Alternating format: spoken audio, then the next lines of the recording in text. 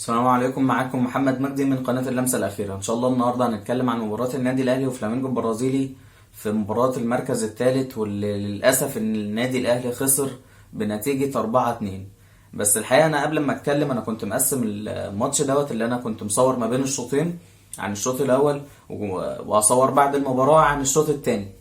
ولكن يعني هبقى أسيب الشوط الأول كده في آخر المباراة. بس الحقيقة الواحد عايز يتكلم شوية، لان انا الحقيقه دمي محروق شويه، لان الاخطاء بتاعت المباراه ريال مدريد اللي فاتت هي نفس الاخطاء بتاعت مباراه النهارده. يعني لو احنا اتكلمنا، هي ليه النادي الاهلي بينهار في اخر الدقايق يا دوبك يدخل فيه هدف مثلا؟ يعني ماتش ريال مدريد الاهلي كان خسران 2-1 مش عارف لحد الدقيقه 85 ولا لحد الدقيقه 86.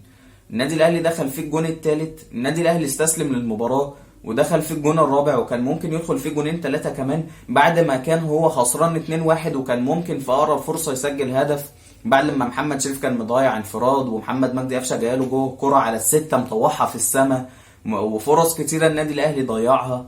برضه نفس الكلام في ماتش النهارده، انت بعد لما انت اللي كنت كسبان 2-1 وخلاص الماتش ما بين ايديك، انت مرة واحدة طرد في بنالتي يتحسب عليك، في هدف ثالث تطلع بره المباراة خالص بعد لما انت كنت بتحاول حتى تسجل هدف التعادل بعد ما النتيجة كانت 3-1.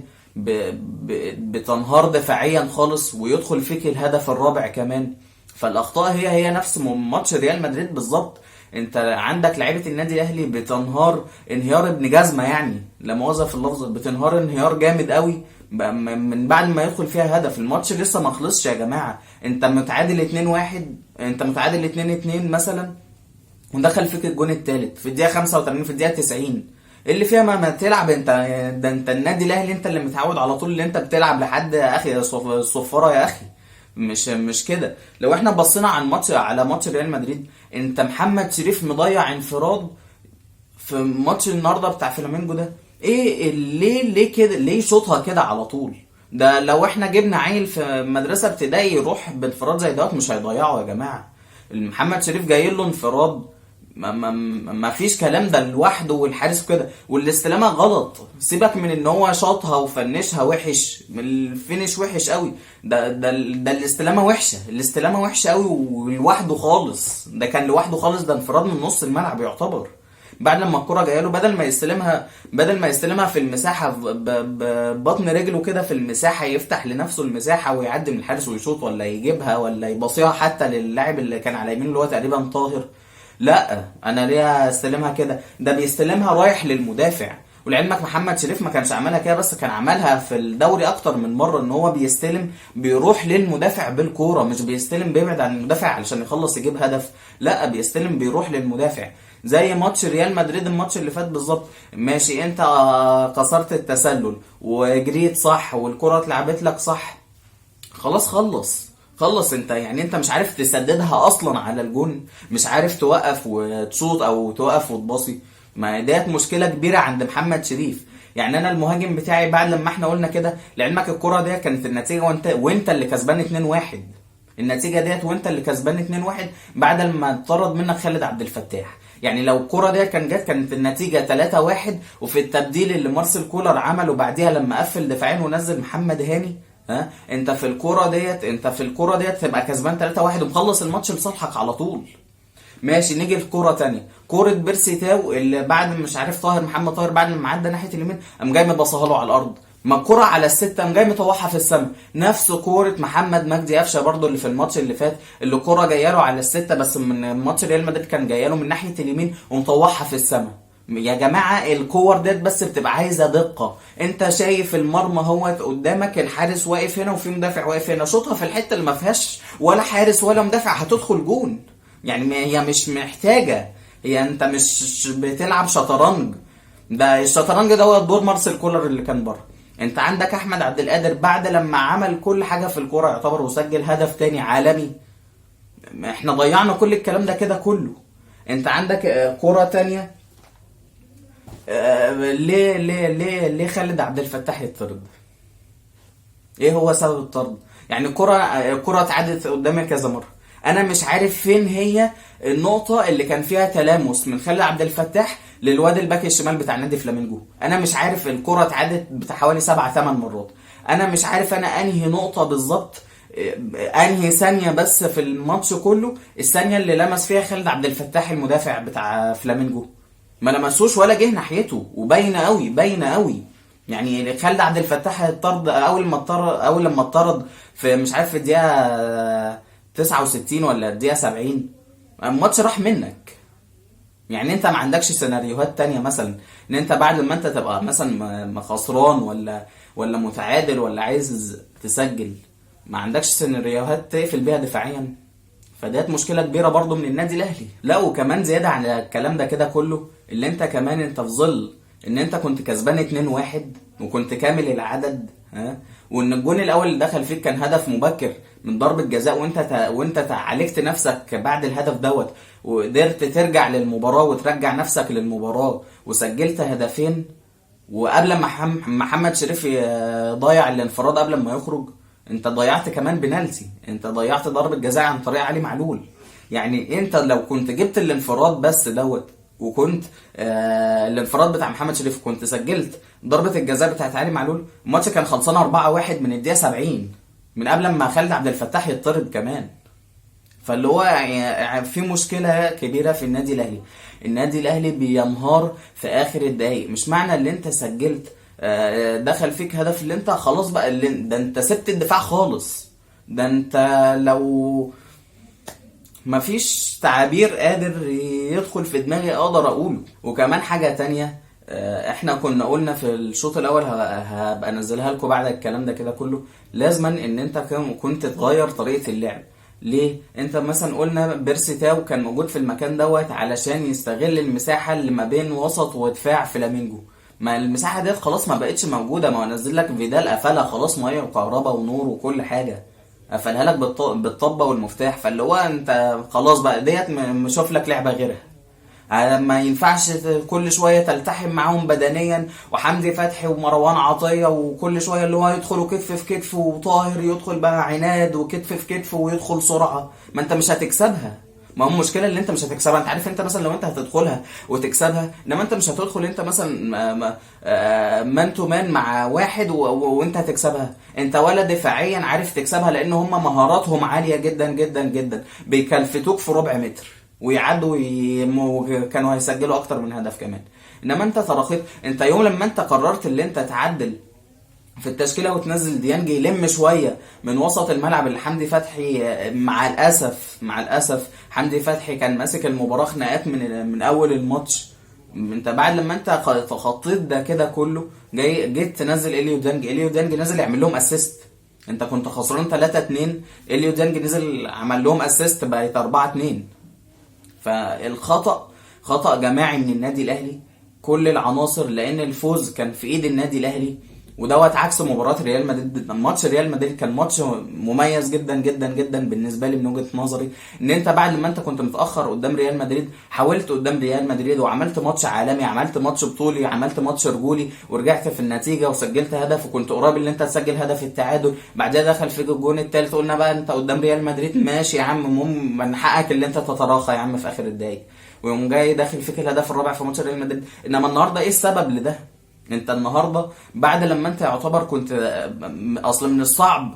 انا هقول لك انا على حاجه، انا من قبل الماتش انا كنت مهيأ لنفس الحاجه. ايه هي؟ ان انت من الصعب ان انت في ماتش بتلاعب بطل فلامينجو، بطل امريكا الجنوبيه، على ماتش الثالث والرابع في كاس العالم للانديه. هو من الصعب ان انت تكسبه اصلا. سيبك من بالميراس لما انت عملتها في قطر، لان ديت حاجه تانية خالص. من الصعب ان بطل امريكا الجنوبيه يبقى جاي يلعب ماتشين في كاس العالم للانديه ويخسر الماتشين. ما احنا مش هنهزر يا جماعه. ماشي، طب بالميراس كانت حصلت معاها وعدت، انما من الصعب ان انت تبقى بتلاعب بطل امريكا الجنوبيه تنزل يتسجل فيك هدف اول، فترجع للمباراه وتسجل الهدف التعادل، بعدها تسجل هدف التقدم وتكون مضيع ضربه جزاء، والمهاجم بتاعك مضيع انفراد يعني ما اقدرش اقول عليه حاجه غير ان هو حرام يضيع فجأة بعد لما انت كنت ممكن تبقى كسبان 4-1 او 3-1 بقيت خسران 4-2. فالمشكلة هنا يتحملها منظومه كبيره قوي من النادي الاهلي، سواء مارسيل كولر المدير الفني للنادي الاهلي اللي ما بدلش تبديلات ورجع المباراه لصالحه، او لعيبه النادي الاهلي اللي تراخت في اخر المباراه وانهارت. يعني انا كنت شايف ان مفيش داعي للانهيار اللي حصل الكبير دوت. واهم نقطه في الماتش النهارده ان انت تعرف مستوى لعيبتك. المشكله في النادي الاهلي ان في اكتر من لاعب في النادي الاهلي واخد اكبر من حجمه. المشكله في النادي الاهلي ان في اكتر من لعيب في النادي الاهلي مستواهم قليل. هتقولي بيقدم مستوى رجولي، مستوى حلو للمباريات المحليه، ماشي، على عيني وعلى راسي. بس انا دلوقتي في مرحله ان النادي الاهلي مش عايز يكسب دوري ابطال افريقيا ولا يوصل للنهائي. انت دلوقتي في مرحله ان النادي الاهلي، وما تزعلش مني، انا مش عايز اضيع المرحله ديت من ايديا. انا دلوقتي في مرحله ان انا عايز النادي الاهلي بعد لما يكسب دوري ابطال افريقيا يروح كاس العالم للانديه ويوصل للمباراه النهائيه، وليه لا يكسب كاس العالم للانديه كمان. احنا دلوقتي في مرحله ان احنا عايزين نكسب كاس العالم للانديه. هل السكواد الكامل اللي عندك؟ السكواد يعتبر متكامل بنسبه كبيره. بالمناسبه خالد عبد الفتاح قبل ما يطلع عمل مباراه عالميه، عمل مباراه جميله جدا، بس ما شاء الله عليه. ولكن بعد كده انت فين المهاجم اللي عندك اللي بيخلص، اللي هي اهم نقطه في ماتش النهارده؟ انت محمد شريف بعد لما ضيع لك انفراد في ماتش ريال مدريد، والماتش كان 0-0 كمان. ده الماتش كان 0-0 في الانفراد اللي ضيعه محمد شريف في الماتش اللي فات، ماتش ريال مدريد، كانت النتيجه 0-0. يعني كنت ممكن تبقى كسبان ريال مدريد 1-0 وانت متقدم في النتيجه، وريال مدريد هو اللي بيتعصب واللي ممكن ينهار كمان، وانت تقدر تسجل فيه الهدف الثاني وتتاهل لمباراه النهائي. انا مش عارف ايه السبب من كل الليله بعد لما كانت ماشيه تمام وسليمه تيجي تضلم وتغيم كده في الاخر. هسيب لك الشوط التاني هنا دلوقتي، بس يعتبر ان دوت هو الختام بتاعي. فما تنساش بقى اللي انت تعمل لايك وشير وسبسكرايب، ويعني اتمنى اللي انت هتشترك في القناه وتشير في كل مكان وتتابع حساباتي على السوشيال ميديا. وان شاء الله نادي الهلال النهارده يفوز على ريال مدريد ويبقى اول بطل عربي لكاس العالم للانديه. نلقاكم في فيديو اخر. سلام من الله عليكم ورحمته وبركاته. الحقيقه اول حاجه عايز اتكلم عليها في الشوط الاول هي نقطه التشكيل اللي ابتدى بيه مارسيل كولر النهارده ابتدى بال4-2-3-1. بيرسي تاو كان صانع العاب، وراس حربه محمد شريف، باستثناء مروان عطيه وخالد عبد الفتاح اللي ابتدى بيهم برضو ان هم لازم يشاركوا في كاس العالم للانديه، لان هو مش واخد القايمه للاعيبه الاساسيين بس. وكمان ان هو حكايه ان هو ما وصلش الماتش النهائي دوت، فاتيحت الفرصه لمروان عطيه وخالد عبد الفتاح ان هم يشاركوا في المباراه ديت كاساسي من اول المباراه. اما نقطه الدفع بمحمد شريف فهو كان لازما يبدا بمحمد شريف، لان هو الوحيد راس الحربه اللي احنا نقدر نقول عليه راس حربه في القايمه اللي سافرت كاس العالم للانديه، بالذات ان انت بتلاعب 2 مدافعين يعني بسم ما شاء الله عمالقه واقوياء بدنيا. فانت لازما كنت تبتدي معاهم بمحمد شريف اللي هو يقدر بدنيا يسد معاهم سواء في الضغط او في وان انت يكون عندك راس حربه اساسي.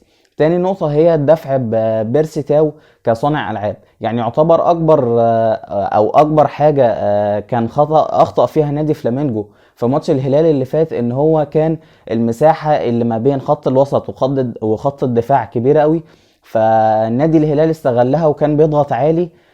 فنادي فلامينجو عالجها في الماتش دوت بنزول فيدال اللي هو كان بيضرب اي لاعب يجي قدامه، ما كانش بيسمع على حد من لعيبه النادي الاهلي سواء حمدي فتحي، بن طاهر، خالد عبد الفتاح، مروان عطيه، ما سابش حد في حاله، ومحمد شريف كمان. يعني فيدال بسم الله ما شاء الله ما سابش حد في حاله. فهو كان مارسيل كولر كان في دماغه ان هو يبدا ببيرسي تاو في الحته ديت، ان هو يبقى خالق زياده عدديه للنادي الاهلي في المساحه الكبيره قوي اللي ما بين خط الوسط وخط الدفاع بتاعت نادي فلامينجو البرازيلي. فالحقيقه النادي الاهلي كان ممكن يسجل اكتر من هدف بعد ما استقبل الهدف الاول، وبالذات من بعد الدقيقه 30. احنا يعتبر لعبنا 55 دقيقه في الشوط الاول، فمن بعد الدقيقه 30 النادي الاهلي راح باكتر من فرصه، راح باكتر من كورنر سواء او الفاولات والركلات الثابته اللي كان بياخدها النادي الاهلي واللي كان بينفذها علي معلول، سواء في الهدف اللي جابه احمد عبد القادر او قبلها بكام دقيقه كده من الدقيقه 32 كان في فرصه لحمدي فتحي، علي معلول فاول لعلي معلول، علي معلول لعبها، حمدي فتحي يعني يعتبر طوحها طرحها بدماغه بره المرمى. فديت مشكله للنادي الاهلي، وميزه في نفس الوقت ان احنا مستنيين النادي الاهلي في الشوط الثاني يسجل منها اهداف. وان هي نقطه مميزه جدا جدا ان انت لما انت تبقى بتلاعب فريق اقوى منك بدنيا وفنيا، خلينا نكون معترفين بالكلام ده كده كله، ان انت تستغل اللعب اللي يفيدك انت، واللي كان من ضمن الالعاب ديت اللي هو الكرات الثابته. فالحقيقه مارسيل كولر كان بادئ ان هو كان عايز ياخر المباراه على قد ما يقدر، وبحيث ان هو كمان في فروقات كبيره قوي ما بين لعيبه النادي الاهلي ولاعيبه نادي فلامينجو، سواء على المستوى البدني واللي هو باين جدا جدا جدا. اي لعيب في النادي الاهلي سبرنتين 3 وبتلاقيه خلاص وقف مش قادر يضغط يكمل على الكوره، بينما لعيبه فلامينجو بتضغط على واحد والتاني والتالت ومش بتبطل ضغط طوال ما انت ما ماسك الكوره لحد لما يرجعوها. وكمان على المستوى الفني ان لعيبه فلامينجو هم لعيبه برازيليين في الاول او في الاخر، يعني الكره تحت رجليهم مزيكا يعني. فنادي فلامينجو بيعتمد على ال4-4-2 شويه، بحيث ان هو راس الحربه هو المفروض على الورق راس حربه واحد، بس هو بيميل ناحيه الشمال ناحيه خالد عبد الفتاح وياسر ابراهيم. بينما اللاعب اللي جاب فيك ضربه الجزاء اللي هو اللاعب رقم 10 هو اللي هو يعتبر المفروض علي معلول هو اللي بقى ماسكه، بيضم كتير قوي للعمق علشان يخلق موقف زياده عدديه على قلبي دفاع النادي الاهلي. فكان من الطبيعي ان مارسيل كولر من بعد ما منظومه الضغط للنادي الاهلي كانت ان علي معلول بيفضل ثابت ورا لحد لما اللاعب بيستلم الكوره، اللي هو اللاعب اللي هو ورا اللي هو يعتبر الباك اليمين او خط الوسط اللي بيميل ناحيه اليمين في نادي فلامينجو يستلم الكوره. اصبح علي معلول بعد اول تلت ساعه تقريبا علي معلول اصبح بيضغط عليه من بدري من اول ما يستلم الكوره، وهي ديت اللي خلقت نقطه التميز للاعيبه النادي الاهلي، وهي ديت اللي رجعت النادي الاهلي للمباراه. فمارسيل كولر في ظل ان هو كان عايز يوصل المباراه وقت اطول من كده، جه اتت الرياح بما لا تشتهي السفن ودخل واتحسب علينا بينالتي سجله اللاعب رقم 10 عشان اوراق مارسيل كولر يعني تتلخبط. ولكن انا كنت مستني مارسيل كولر هيتعامل ازاي مع المشكله اللي حصلت معاه بالهدف المبكر اللي دخل فيه، خصوصا ان هو كان جاي داخل في الدقيقه العاشره. فمارسيل كولر كان على قد الوقت قدر ان هو فريقه يرجع للمباراة، سواء ان النادي الاهلي ضغط وخد اكتر من ركنية وكان ممكن يسجل اكتر من هدف، ولكن ما سعناش الفرصة الا ان احنا نسجل هدف واحد بس. وفي الاخر الشوط الاول انتهى بنتيجة التعادل الايجابي 1-1. فخلينا نشوف النادي الاهلي هيقدم ايه في الشوط الثاني. نلقاكم بعد الشوط الثاني.